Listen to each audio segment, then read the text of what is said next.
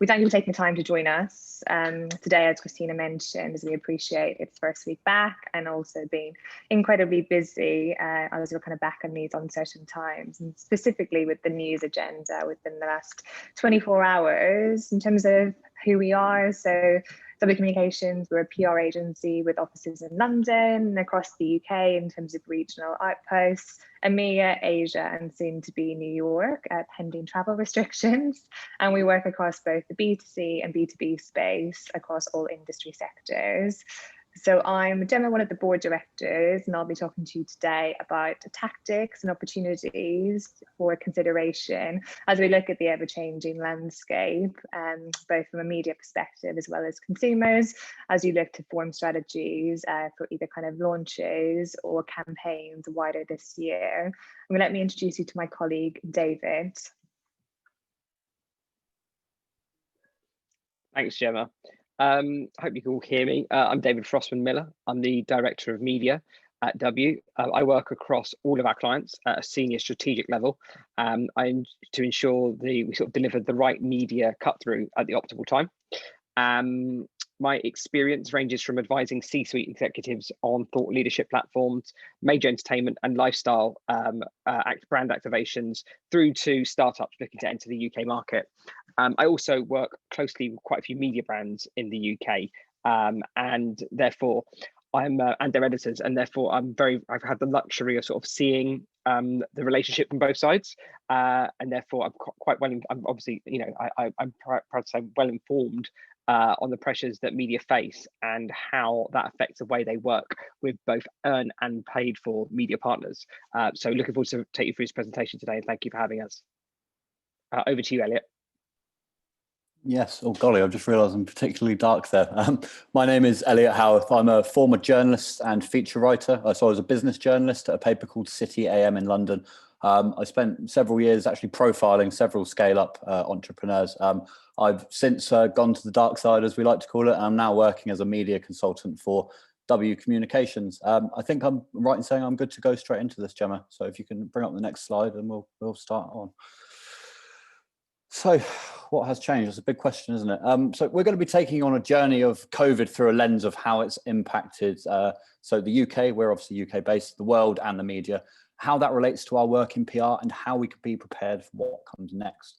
So we're going to start by looking at what happened last year, which I'm sure is traumatic for some people. So that'll be the good, the bad, the trends to emerge and how that's changed how we approach our work. We'll be moving on to looking at what has and hasn't worked throughout COVID, so where we've seen and capitalized upon opportunity and what success looks like. We'll then be looking at a roadmap for seeing beyond COVID, how brands can provide light at the end of the tunnel for their audience, and how, even though we don't know when the pandemic will end, we can and certainly should be prepared for that eventuality. So look at what has changed. Obviously, COVID needs no introduction. It has, of course, totally upended virtually every aspect of our daily lives. So naturally, its impact varies country to country, but in the UK, at least, which is where we are based, there are at least glimmers of hope. Use the next slide, please, Gemma. So I'm not sure how much of the UK news makes it across the pond, but while the government messaging has been fairly chaotic and people on Twitter have certainly moaned a lot, the UK's underlying stats are in fact ahead of the curve and fairly well beating. The UK has vaccinated most people per capita, has the most vaccines per capita, has tested more people per capita than anywhere in the world. None of this could have actually been achieved without Brexit, which is a contentious point, which we're not going to be touching on too much today. The government over here has predicted normality to return by summer 2021. They also predicted it was going to return by summer 2020. So what normality will look like is hard to say, but we will come back to that. Next slide, please, Gemma. So this is, again, just looking at the UK market, which has obviously been battered by COVID, as every market around the world has. But despite this, foreign direct investment in London was beaten only by the US in 2020. New business formation is up 30% against a backdrop of 70% in the EU we have just departed. Our economy is battered but resilient and likely return to growth in terms of GDP by 2022. So naturally, our trading relationships with the world are fundamentally changing. We got what I would consider to be a good Brexit deal that ensures we remain the conduit to Europe that we've always been. You know, a 40-year-old trade agreement simply won't undo 1,000 years of British financial dominance in Europe. If you put me on to the next slide, please, John. Oh no, sorry, I haven't quite finished there. If you go back one, so sorry. So no other European country has as many startups or has the privileged access to financial markets, as a stock market that's as liquid as ours. We rank 8th in the world in terms of doing business, according to the World Bank, and 60% of all foreign companies with European headquarters are based in London. That is my cue to go on to the next slide. So if you could pop that one over, Joe. So the media in particular, not just here, but around the world, has had a really tough time of COVID. Just looking at these figures here, COVID has erased $63 billion in global ad spend, and 2021 will only give back 59% of that. If you look at the chart to the right here, you can see that there's obviously some aspects of ad spend, like cinema has been obviously impacted because there's no one going there.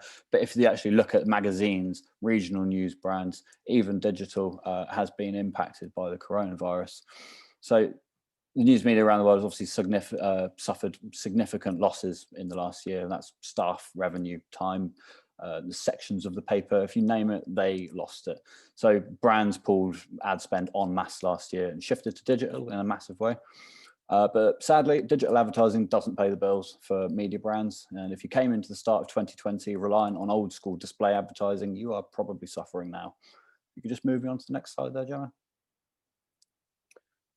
Print sales. So they may seem a fairly old school thing to worry about, but for the biggest publications, and that's the same over in the US as well, cover price makes up a not insignificant proportion of revenue, much of which has been lost for the simple reason that people aren't allowed out of the houses, they're not going out and about, and they're not buying newspapers and magazines in the way they once did. But there is an interesting phenomenon to emerge from the pandemic, and that's been the formation of over 60 new magazines titles amid all of the chaos, and that's in the US. So although mainstream media has suffered, niche specialist titles have carved their slice of the pie amid the pandemic. But my colleague David will come back to that slightly later on in this presentation. Just move me on to the next one, please, Gemma. So if you've got no money coming in from advertising, it's inevitable that without that ad money to fund full-time journalists, many journalists have lost their jobs. And likewise, without that, there's been a massive consolidation of media brands.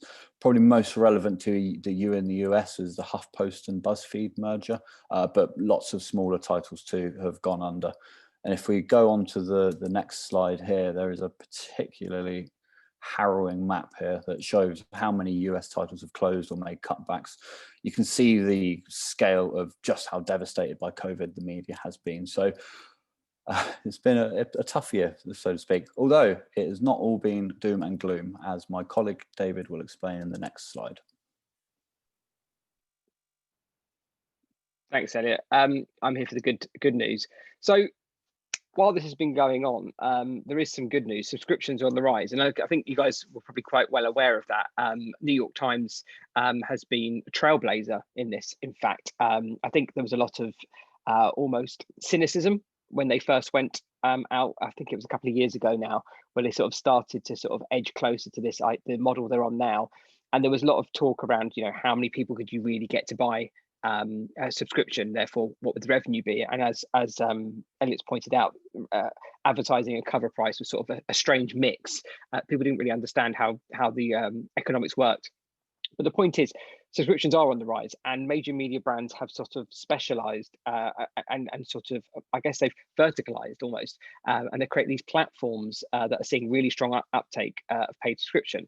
Financial Times, 50,000 subscribers since COVID began. New York Times, 7 million subscribers. Digital revenues exceeded print for the first time, which is absolutely incredible to think you have 7 million paying subscribers, especially in a world where news feels free. If you look at it, you can, anywhere you look, there's links and stuff to read, and there's ways to get news and information. So it's quite an incredible figure to hit 7 million. I think a lot of other titles around the world do look to the New York Times as a sort of the best-in-class strategy. I know the FT here does very well, but I think that New York Times is the one. Daily Mail as well on the more populist side. Double-digit numbers since late 2019, which is obviously incredible. I think in a time we live in right now, and although especially right now, where there are lots of news is flying at you very fast, and some of it very scary, obviously. people want to know things and people are keen to be informed, and not just on sort of big news stories. I think you'll find that people really want to be informed on things they care about. And what you're seeing is there's lots of niche media and vertical interest groups that are rising as well, through not just the major media brands, but also through sub media brands and new media brands out there that are targeting specific communities really well. If you just move on to the next slide, Gemma. And as I said, media brands are diversifying.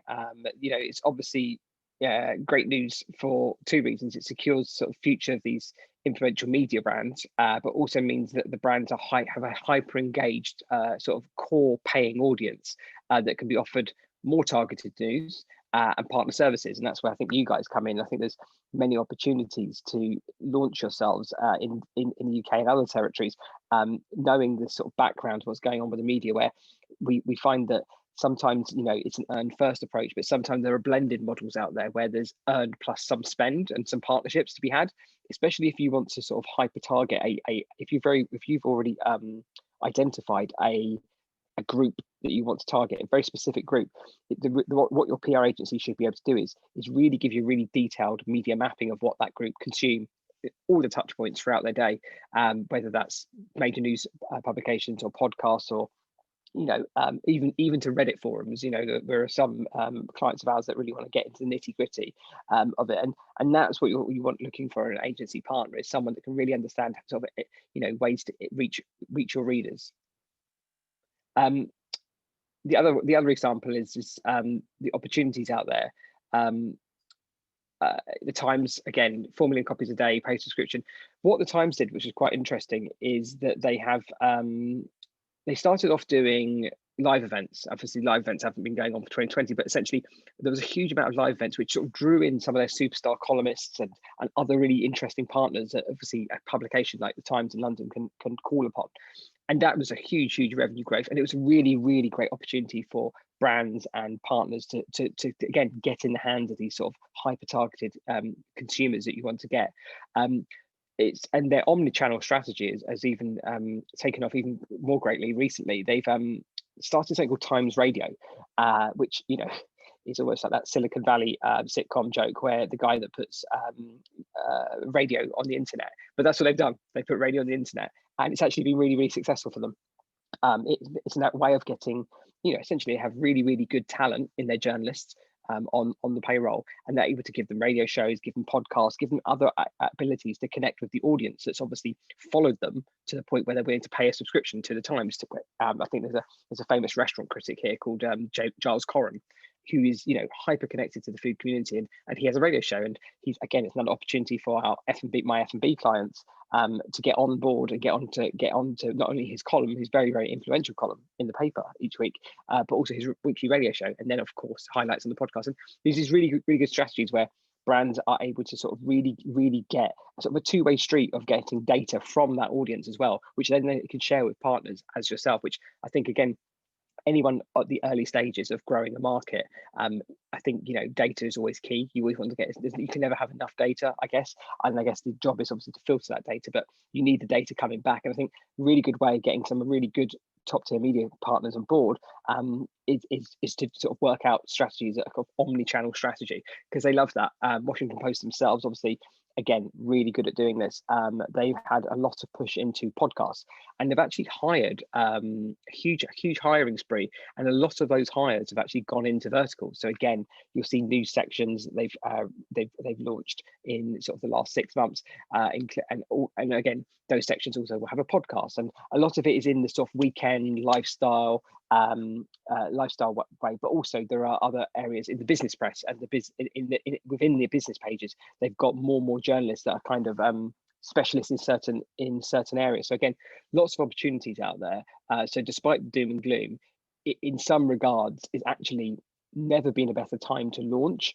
If you take sort of day-to-day news cycles out of the question, that can obviously you don't want to be competing with that sort of noise. I think in general, the media landscape is strangely healthy if you know what you're doing. Next slide, Gemma. Sorry, thank you. And this is just some key outtakes as well. I just wanted to highlight, some of which I've gone over, but less reliant on print media, but there are more opportunities across these digital platforms, as I say, and you really do try and look at the whole picture when you're engaging with media. Work out what other options there are for you to engage with them, because we have found it's always hugely beneficial. Whether that's our client, which would be, I think I remember when we did Deliveroo, we launched Deliveroo in the UK. Again, there was everything we did wasn't just sort of a single piece of press. It was about, we had to sort of build what was obviously now looks like a huge brand and everyone knows it. You know, it was quite a big task. They wanted to, there was quite a big North Star they wanted to achieve. And a lot of people were skeptical, as you can imagine.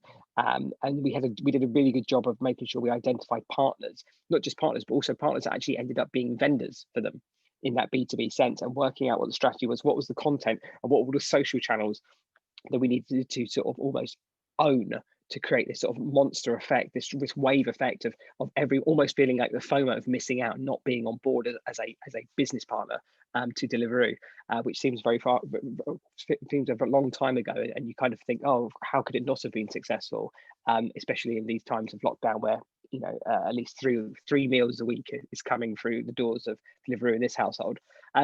Again, news consumption on podcasts is on the rise. It's a really podcast. I'm a huge fan of podcasts. I've listened to podcasts for many years, and I don't pretend to be an early adopter or anything. We were going a long time before that.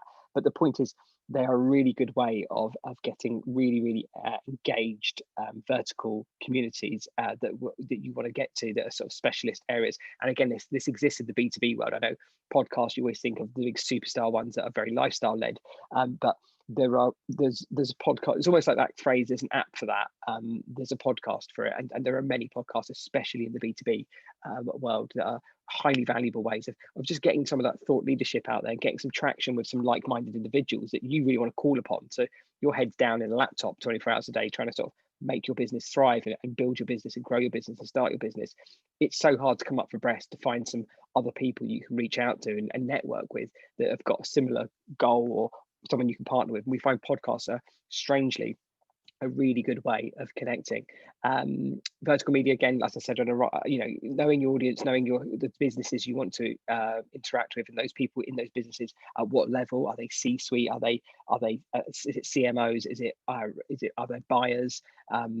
What part of the food chain do you need to be targeting? Again, just understanding that audience, and now's your PR agency, if they're good, to give you a really good strategy that will make sure you target them.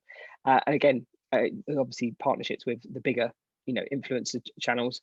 There are always this, and you'll see many seminars on influencers, and the truth is there's no wrong or right way of doing it. It's an ever-changing place. But again, I think what you're looking for with a partner agency, or in any way that you launch, is working out someone that has a view everywhere. I think back to that Deliveroo example, just to touch on it, is that again that our startup division obviously took them on board as a client, but actually it was the benefit of having a lifestyle and F&B division in the wider agency that actually enabled them to actually really connect with partners on the ground that played a small part, I would say, in their huge success in launching in the UK. So just always look at the bigger picture, I'd say, on that front. Gemma, that's this section over. Me again with the doom and gloom. So it's clear that there are obviously a lot of new channels that have become available this year that weren't there before COVID, but COVID has obviously impacted journalists in the same way that it has all of us. It's been incredibly detrimental, especially those at smaller publications have dealt with colleague redundancies and inevitably having to pick up the slack in the wake of that, being exposed 24 hours a day to the gritty details of COVID. And journalism and the media general, mental health problems are rife among the trade as it is, but the combination of lockdown and the above has really brought that into laser focus. And if you throw into the mix that journalists can often receive upwards of thousands of cold, unsolicited emails a day, it becomes clear that their editorial priorities have changed, and that is something that we have really seen this year. If you just put me on to the next slide, I'll talk you through those. So the first and most important one has been a return to the function of hard news reporting. A lot of the sort of fluffier, easier sort of news stories that we would have thought would have been a bit of a show-in or a cinch before just simply aren't landing because there is a serious pandemic going on. There's Brexit vote going on. There's the events of last night going on, and they simply just don't have the capacity to fulfill our need a lot of the time. So as a perfect example of that, you know, we were at the ultimatum of probably the most significant political upheaval in our time, and it was relegated to like page 7 and 8 of the national newspapers in December. So inevitably there has been fewer opportunities for brands in the mainstream media, what we call fluff and filler, which is the sort of the bits on the side of the newspaper that, you know, you could often get your brand to appear in. They're virtually non-existent now, which yeah, so the other one is forward features. So it always used to be in the world of my world of features was you would plan them months in advance, usually about 6 months, so that you knew what you were writing about essentially, and that you could procure the people you needed to fill those pages. When you can't plan more than a week ahead as in an editorial position, all of the forward features have been scrapped, and so everything has become incredibly reactive. And as I alluded to earlier, a lot of the sections, property, travel, luxury sections have been trimmed down or closed down because there simply isn't the demand for them. And then so the other one that especially, and this is my background in particular, I've interviewed entrepreneurs for a long time, but the profiling slots, they are so few and far between now, whereas every single paper, every single media brand had at least 2 or 3 a week up until the start of last year, whereas, you know, it's incredibly difficult to get them now. Just pop me on to the next slide, Joel. So bearing that in mind, how on earth do we cut through COVID? Pop me on to the next slide there quickly. So opportunities to tell a brand story do still obviously exist, but they must reflect the news agenda. So that's to say that if there is something happening that is relevant to your vertical or to the industry that you're in, you stand a fairly good chance of being able to comment on it. Be contextually relevant. It's, for example, if there's a, so I'm just going to skip that one. Avoid overt self-promotion, which is to say that if you are just sending out press releases that are telling everybody how great you are, they're just going to get thrown straight into the junk inbox. Adding value to readers' lives is a sort of obvious one. It's just a case of if you are let me just think about this. Sorry, I'm going to skip that one as well. I think that one's fairly self-explanatory. The other one is helping journalists to make sense of the current status quo, which is that there is obviously a lot going on around them at the moment. They simply don't have the time or resources to be able to make sense of absolutely everything themselves. If we can provide value in that sense by making their jobs and their lives easier, then we stand a fairly good chance. But a lot of that comes down to being the first, being the most reactive, and having the right thing to say in the right moment. If you skip down to the next one, above all, I think the one, and I've been banging this drum all of last year, is to make COVID the setting, not the story. Everything is COVID related, whether we like it or not, but it's very rarely the focus of the stories that we're trying to tell. So COVID is context. It's a single event that impacts everything. So it's how COVID has forced change that is the story. So if you just put me on to the next slide. Got a couple of examples here of recent coverage from 2 of our clients. The first is actually an insight partner, TradingView. We use first-party data to explore where in the UK was making the most inquiries per capita into stocks and shares, and discovered it was this tiny little insignificant village. We then used that data to tell the story of how lockdown consumers had turned to trading and driven a retail boom, while illustrating TradingView's capabilities as a platform on offering everyone in that village a year of free premium. That was published by the Mail on Sunday here, on print and Mail Online, plus a few smaller titles, and is actually held up by the company as a piece of optimal coverage. The point being that that story couldn't have existed without COVID, but COVID isn't the point of the story. The second one on the right here is from Albright, which is the female private members club.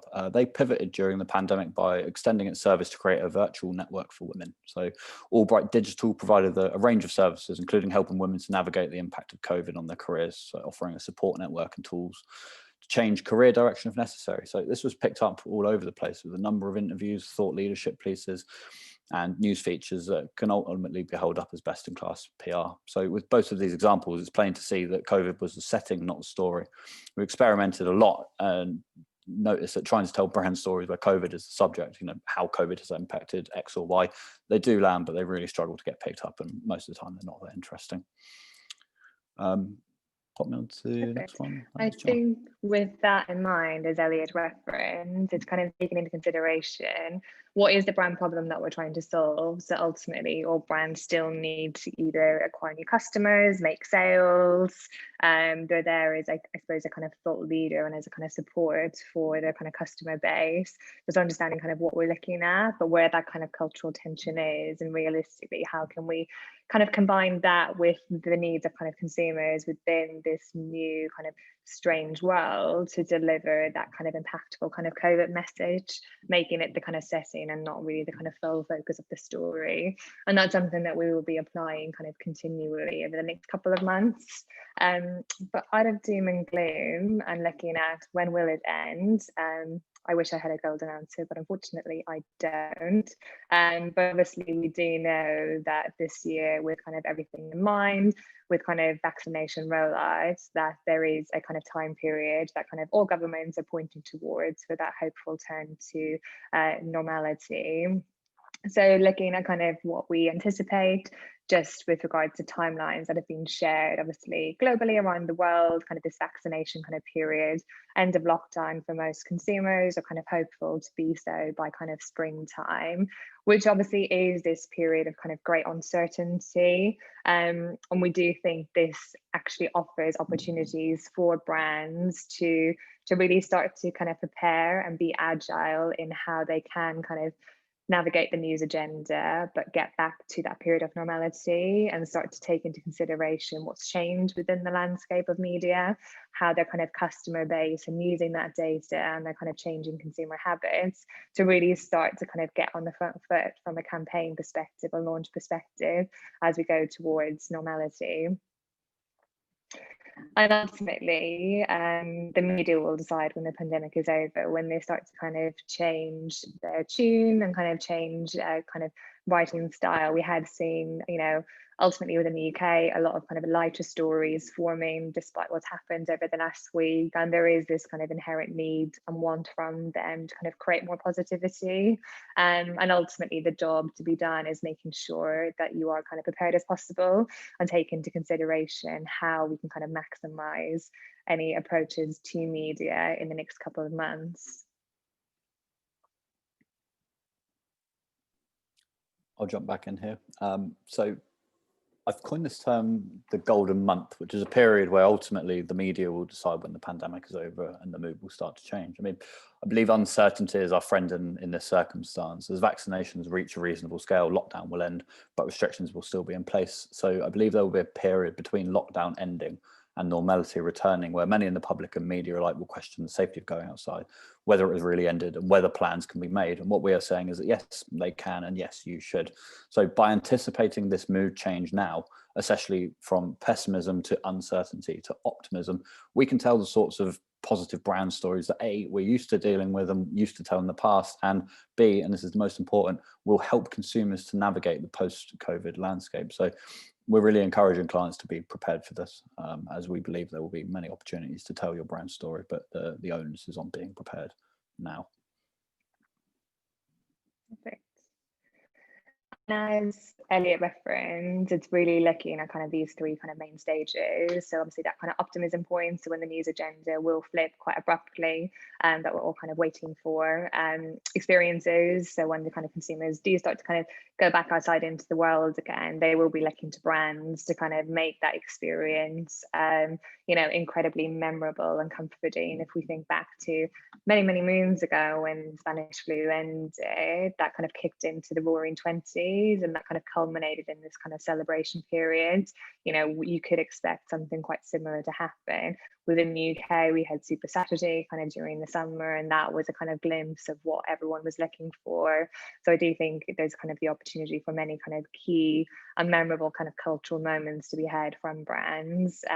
But ultimately, we need to do it with what's happened in mind and that sensitivity and how we kind of connect with our audience and understanding kind of what they might have been through also kind of within the last 12 months.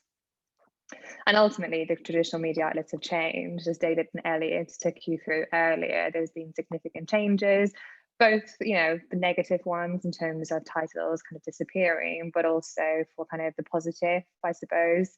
There is this kind of reduced dependence and ad spend from individual media brands, which is a positive move for brands. Like David referenced, it kind of offers the opportunity for new brands coming into the market to actually work more closely with titles and not be beholden to their outlandish kind of takeovers of kind of front pages for Wired magazine, for example, as they themselves look at more diversified revenue streams and pivot to, you know, e-commerce and digital events, which also lends itself to many kind of partnerships that they have also been brokering with brands during this period of time, which has proved incredibly kind of fruitful for them. But ultimately, it provides that kind of specific data and targeting from a customer base as you look to kind of, you know, if the Times of London or New York Times is a priority title, it offers you multiple different opportunities to work with them, I suppose, on a more consistent basis, as opposed to this one-off kind of,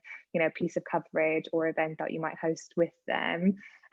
Distributed newsrooms, so naturally, because of the diminishing editorial teams, it has also meant that a number of more traditional media houses have given up their headquarters, and with the agile kind of working format from home, so it means that you can't do the, I suppose, more traditional desk side briefings anymore with journalists, as they've all kind of turned into more roving reporters, which isn't a negative. It's looking at how you can still make that experience welcoming and engaging with them, if it's in their kind of local community or with local partners within that area, or the kind of at-home experience that you deliver to them kind of through your product or through your briefings.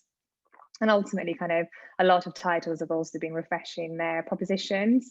So obviously in an era when sports weren't happening or technology sites didn't have CES or Mobile World Congress to kind of write about, they've had to look and react at how they change their content to kind of traverse into other issues that's still relevant for their kind of core audience base.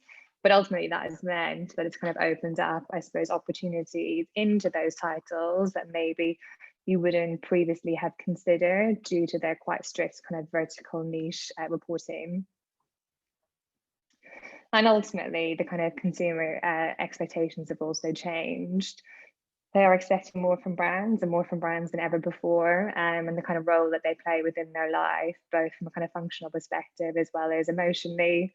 I think they're looking for kind of brands as that beacon of stability, given everything that's happened within the uncertain world, and obviously the kind of alignment that they've had with them over the last 12 months. And I think specifically those who've had a voice and presence throughout the pandemic will ultimately help them come up in a more positive light on the other side, because they've had that consistent engagement with them, awareness of them, as opposed to maybe being this kind of stark new brand. That's not to say that new brands won't kind of falter. I think it's just considering those who've had that always on engagement with their kind of customer base. I think local and obviously sense of community again is more powerful than ever, as people have either, you know, they're still at home working, they've got very embedded within their local community again, and it's kind of considering those networks specifically when looking at rollout plans. And ultimately, it's kind of the opportunity for brands to really kind of connect with quite a kind of targeted group of consumers and really kind of stick in their mind as they are looking for this kind of positive re-emergence story and opportunity. So ultimately, as we've kind of referenced, flexibility, adaptability, and patience is going to be key.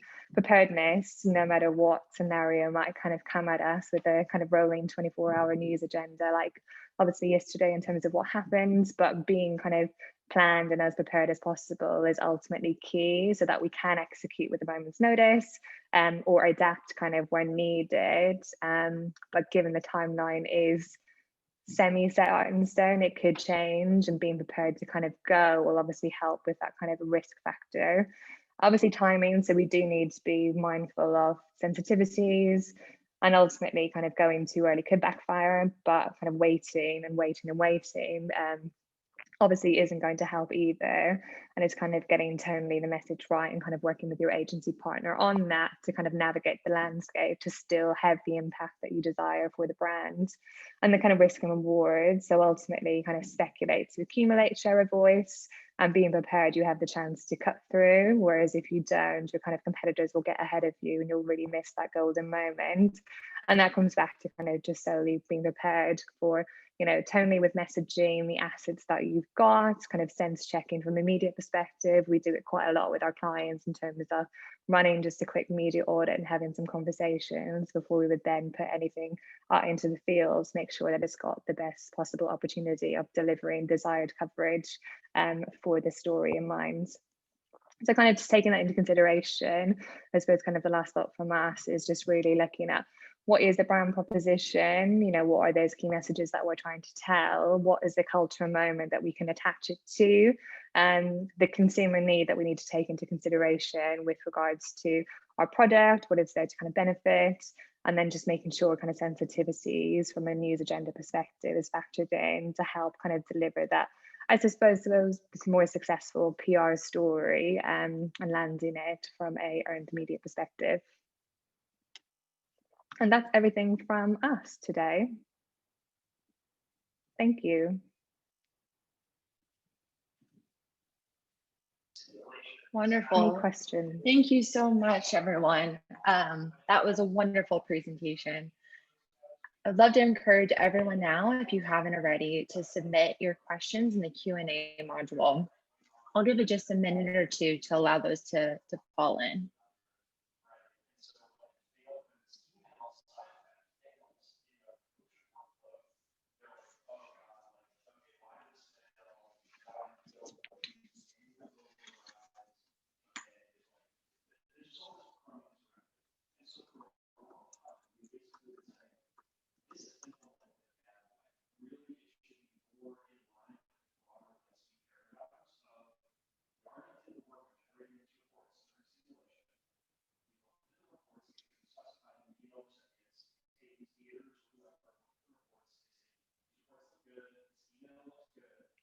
There's some shy folks on the line. I know you all have questions, so please submit them.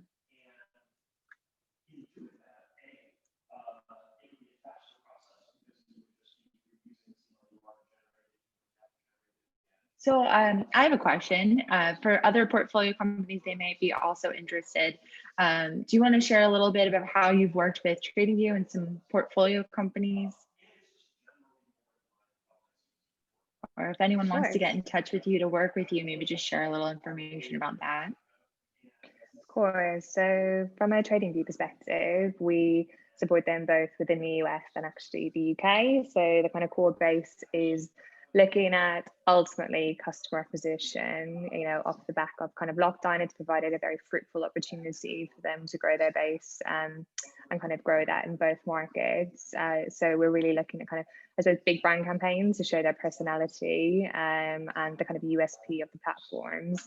We work very closely with their team on thought leadership. So they've been an incredible kind of commentator around lots of kind of impacts of kind of stocks and what's been happening within the US, but ultimately in the UK, I suppose stocks and trading is a very different gambit. It doesn't have, I suppose, the same sexy allure as it does within the US market. So to Elliot's point in the story that we referenced earlier, actually what we're looking to do is put a spotlight on, I suppose, those individuals that you wouldn't consider the traditional trader, to really showcase to a broader demographic of people across the UK that it is an opportunity. It is something that they could get engaged in. And obviously TradingView provides them the free and the kind of best tools to do that. So it's not about making money, it's actually about showing people the kind of skills behind it. And I suppose tapping into that more kind of emotional skill set and kind of nuance behind it that's actually delivering the kind of the results within the UK market and helping them acquire, I suppose, you know, the more novice traders through to those who also trade already to kind of get onto the platform. So two very different approaches, just based again on the kind of the nuances and the understanding around the product kind of in both markets. Great, that's really helpful. A few questions can come in. So first one, as budgets at our companies tighten, what have you found most effective when advocating for budget spend on PR?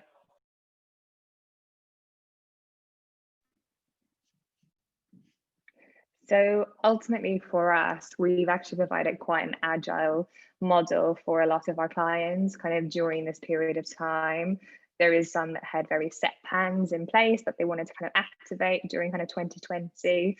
And, ultimately you need to look at your agency partner to give you that counsel with regards to when it's not right and when it will actually backfire quite significantly. So with a number of our clients, what we've been looking to do is, I suppose, really go back to basics and work very closely with their founders and kind of building their thought leadership profile so that when we kind of do come out of this period of time and when they've got new products to launch, when they're looking to kind of fundraise, that they're very much seen as a commentator, but in the kind of the right respect where they're still building the base with, either it's the business community, because ultimately we know in a couple of months' time they want to raise some money, or kind of with the consumer base to help them acquire new members. So we've been offering a bit of a kind of agile model where we will put forward opportunities we think is actually more beneficial to them. We then do that on a project basis of money, as opposed to kind of maybe the always on flat retainer, because we have to work in an agile format now, and that is a better spend of PR and I suppose delivery of results as well. Very helpful, thank you. And I know many folks on the line may have advanced PR teams and strategies. Some of us are just starting out. For those that are starting out, how would you recommend developing a thought leadership position in a certain area? I can take that one. So actually, my last job was editing the thought leadership for a business newspaper. So I have seen the very best and the very worst of thought leadership from companies all over the world. The one thing I would say is to have something to say. Most importantly, I know that sounds obvious, it's to have an opinion. I think a lot of thought leadership, it ends up just being almost like advertorial, and that it's overtly promotional, and it doesn't really add anything to any debate. If something bad has happened, or if something's happened that affects your industry that you want to talk about it, I think having the confidence to be able to go against the grain sometimes and actually just stand up, it really massively increases your chances of getting it published. The other thing is get someone professional to write it a lot of the time. If you're sending over stuff that was, I mean, we used to joke that, I don't know what the equivalent is in the US, but we used to joke that a lot of stuff would look like it being written for coursework for GCSEs, which are what 16-year-olds sit. So yeah, quality, and I would say just really making sure that you have something interesting and important to say. The other thing is, when you're actually writing and constructing these things, it's stick to one subject per piece and see that that thought thread through to the end. And overall, yeah, just try and add value to people's lives. If you're just promoting a business, then it's probably not going to be that interesting to that many people, and you may as well just pay for marketing. If you're going to be doing thought leadership, it's always wise to have something to say. Great, quality is key. Another question, how should you vary your PR plan for Asia compared with Europe and US? A really good question, and something we do with a lot of our clients at the moment. Ultimately, they have very different media pools. If you look at the kind of Asian market, is actually quite small and it's quite restrictive. And that is a big consideration in terms of how you would kind of launch a product over there or kind of sustain a campaign within that specific market. And they have, I suppose, very specific hero flagship titles that hold the utmost importance. And those are kind of priority. So it's actually working very closely to deliver coverage in, I suppose, quality and less on a volume basis within the Asian market. If we look at kind of Singapore as one kind of opportunity, or kind of Hong Kong, but they have on the flip side of that, they have a growing and huge influencer base. So a lot of our work tends to kind of be slightly more weighted towards the influencer side of it, as opposed to maybe more the traditional PR, just due to restrictions of titles. Similarly in the US, it's very much looking at kind of the two key coasts as your kind of feeder markets. New York still has huge prominence. LA, unless you're an entertainment brand, you won't really kind of deliver in terms of cut through within that space. And then obviously kind of, I suppose, from a mainstream perspective, it's looking at kind of broadcast is still key to kind of deliver that mainstream approach. And then Europe, very different per market. You know, Germany, huge media pool, huge importance we put within that space. And I suppose as you kind of go down, you kind of then get into kind of France, Italy and Spain, each again with their own individual nuances. One brand we work with in particular is a smart home product, and for them we do a lot of kind of toolkitting within the UK to kind of go into those key EMEA markets, but we do it with the kind of cultural and kind of local market nuances in mind to make sure that it does actually deliver within that kind of cut-through perspective. Great. And in the same vein, this is a little bit more general, but any tips for scaling a global PR strategy while executing locally?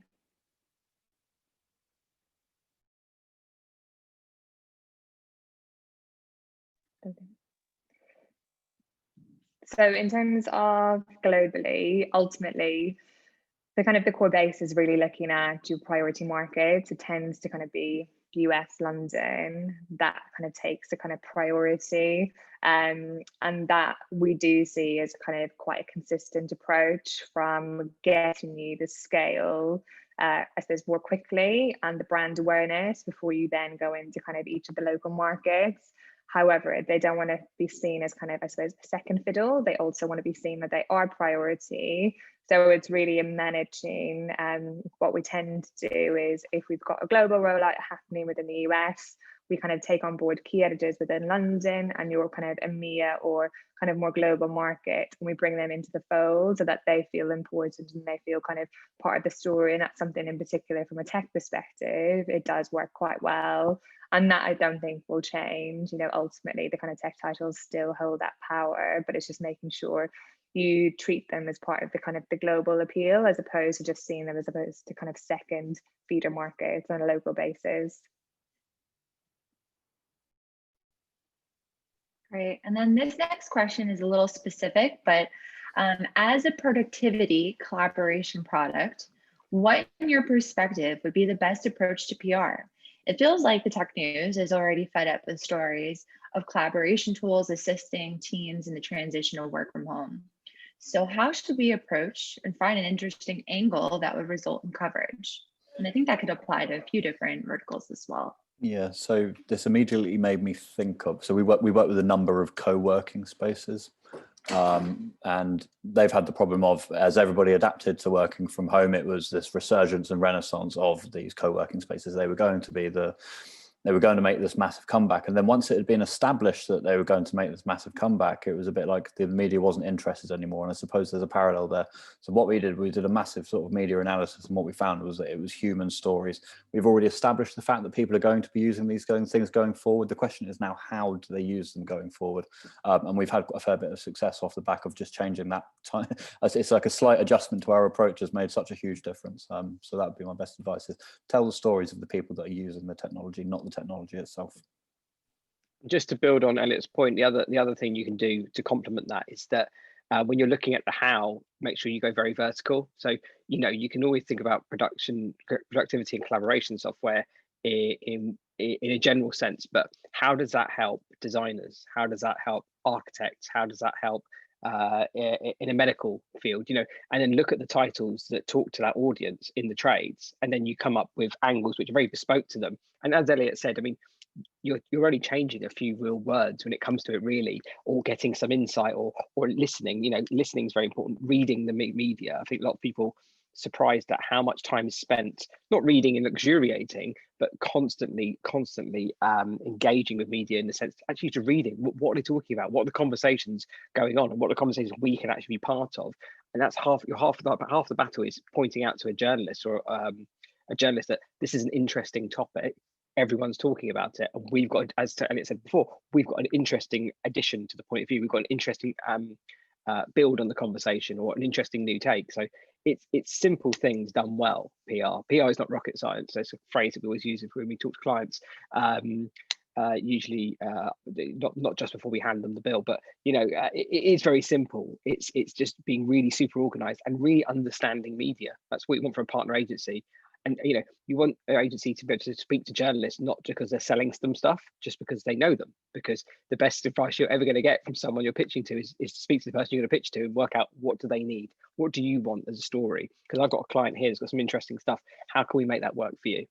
That's what it's about. Yeah, I will just add on to that. Knowing journalists is about the most important thing a business can do in terms of PR. Just this hit and hope sort of approach that many people take is redundant in the COVID era. Actually, if you consider before that we would have engaged journalists through things like events and taking them out for lunch and introducing them to people, a lot of that has been taken away. So we have really doubled down on making sure that we're keeping in contact with as many journalists as we possibly can to ensure that we know what they're writing about and what they want to actually hear rather than what we think they want to hear, which often isn't the case. Couldn't agree more. I think that's a great way to end things today, because the environment has definitely shifted a lot. There's been a lot of change that has occurred last year and will continue this year. So thank you, Gemma, David, Elliot, for sharing these insights with us to help us navigate PR in 2021.